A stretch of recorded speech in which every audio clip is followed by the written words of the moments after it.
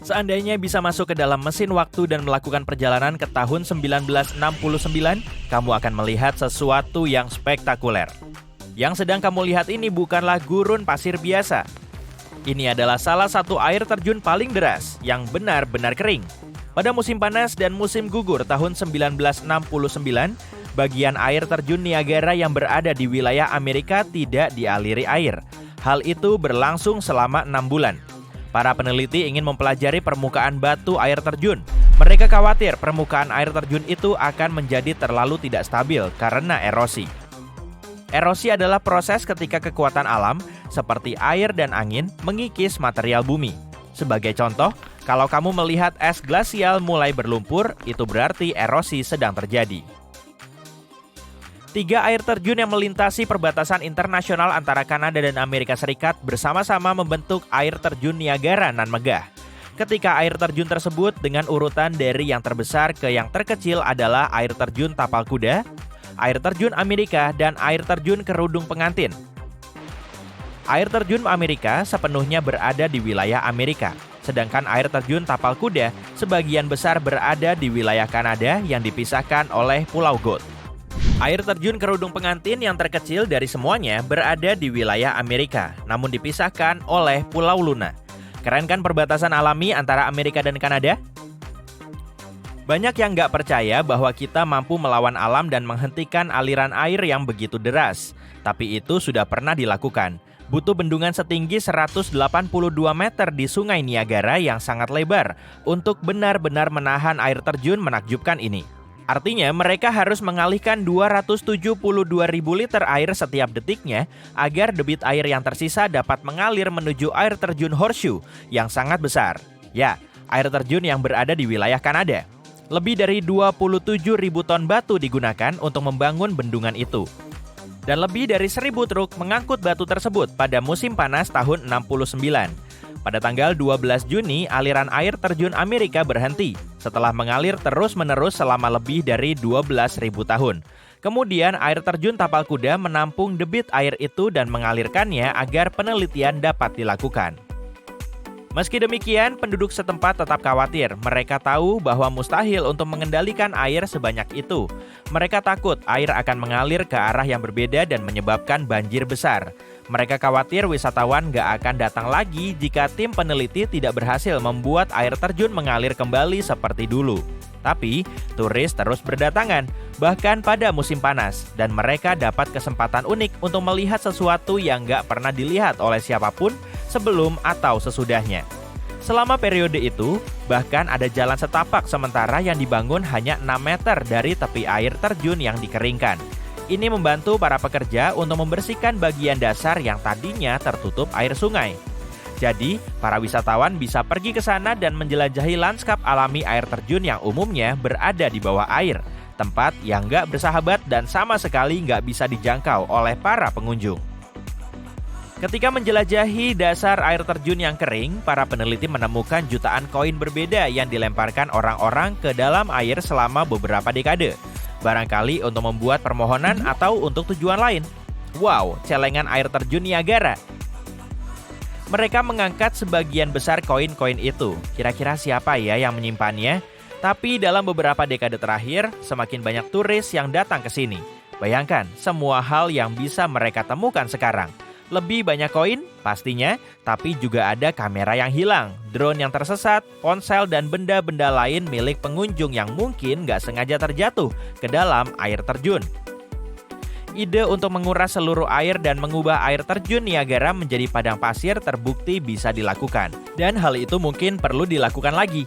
Pada tahun 2020, media melaporkan bahwa 2 jembatan penyeberangan pejalan kaki di air terjun Niagara perlu diganti atau diperbaiki. Wajar sih karena usianya sudah hampir 120 tahun. Jembatan-jembatan ini terletak di atas jeram. Para ahli mendiskusikan apakah mereka harus mengalihkan aliran air sekali lagi atau tidak.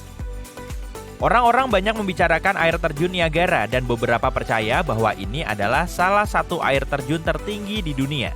Tapi kenyataannya nggak demikian. Air terjun ini memang terkenal, istimewa, dan menakjubkan. Tapi jika menyangkut soal ketinggian, ada hampir 500 air terjun lain di penjuru dunia yang lebih tinggi dari Niagara. Contohnya air terjun Angel di Venezuela yang tingginya lebih dari 914 meter. Tapi yang membuat air terjun Niagara begitu istimewa dibanding air terjun lainnya adalah volume air yang mengalir melaluinya.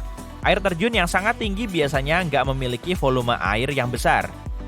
Perpaduan debit air yang sangat besar dan ketinggiannya inilah yang membuat air terjun Niagara begitu menakjubkan.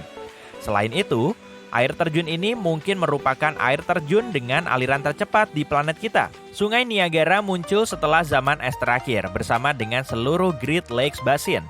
Sungai Niagara adalah bagian darinya. 18.000 tahun yang lalu, air terjun yang mengagumkan ini belum ada. Lapisan es menutupi wilayah Ontario Selatan setebal 1,6 sampai 3 km. Ketika lapisan es bergerak ke arah selatan, terbentuklah cekungan-cekungan atau basin di Great Lakes. Kemudian lapisan-lapisan es itu mencair, melepaskan air dalam jumlah besar ke dalam basin tersebut. Umumnya, air yang kita minum adalah air fosil. Hanya 1% dari air tersebut yang diperbaharui sepanjang tahun, dengan 99% sisanya berasal dari lapisan es. Semenanjung Niagara sudah tidak berada di bawah lapisan es selama hampir 12.500 tahun. Ketika es mencair, air yang dihasilkan mulai mengalir ke bawah melalui tempat yang kemudian berubah menjadi Sungai Niagara, Danau Erie, dan Danau Ontario. Butuh waktu yang lama, tapi air akhirnya mengikis tebing-tebing dan membentuk air terjun yang spektakuler ini. Kamu mungkin menyadari kalau Sungai Niagara berwarna hijau menakjubkan. Warna spesifik ini memberitahu kita betapa kuat airnya dalam hal erosi. Setiap menit, air terjun Niagara memuntahkan lebih dari 60 ton mineral terlarut. Semua itu bersama dengan garam terlarut dan batuan yang tergerus halus, membuat warna airnya begitu indah. Orang-orang yang tinggal di Amerika Serikat dan Kanada, atau lebih tepatnya lebih dari 1 juta orang yang memiliki akses ke daerah tersebut, menggunakan air Sungai Niagara untuk berbagai tujuan. Contohnya, memancing, mengambil air minum, melakukan kegiatan rekreasi, termasuk berenang, berperahu, dan mengamati burung, menciptakan energi listrik tenaga air, dan masih banyak lagi. Stasiun pembangkit listrik tenaga air pertama di dunia dibangun pada akhir abad ke-19 dan berada tepat di sebelah air terjun. Tak lama kemudian, hal ini mulai membuahkan hasil karena orang-orang mendapatkan listrik darinya. Tapi listrik ini hanya dapat menjangkau 91 km, jadi ada beberapa hal yang perlu ditingkatkan di sana. Nikola Tesla menjadi orang yang menerima tantangan ini dan membuat perubahan yang diperlukan. Dia menemukan bahwa listrik dapat dialirkan dalam jarak yang jauh jika menggunakan arus bolak-balik. Saat ini, beberapa pembangkit listrik di air terjun Niagara menyediakan lebih dari 2 juta kilowatt listrik. Oke, ada hal menarik lainnya nih. Air terjun Niagara tidak hanya berhenti mengalir pada tahun 1969. Pada tahun 1848, air tidak mengalir di atas air terjun selama 40 jam. Air terjun ini sudah sangat populer di kalangan turis dan menjadi sumber energi yang berguna bagi penduduk setempat. Jadi nggak heran kalau semua orang panik. Kali ini alamlah yang menjadi penyebabnya. Es menyumbat sumber air Sungai Niagara. Seorang petani Amerika menjadi yang pertama menyadarinya. Saat itu tanggal 29 Maret dan dia berjalan-jalan tepat sebelum tengah malam. Gak lama kemudian, dia menyadari dirinya gak mendengar suara gemuruh air terjun yang deras. Dia segera pergi ke tepi sungai dan berdiri di sana dengan penuh rasa kaget. Nyaris tidak ada air di sana.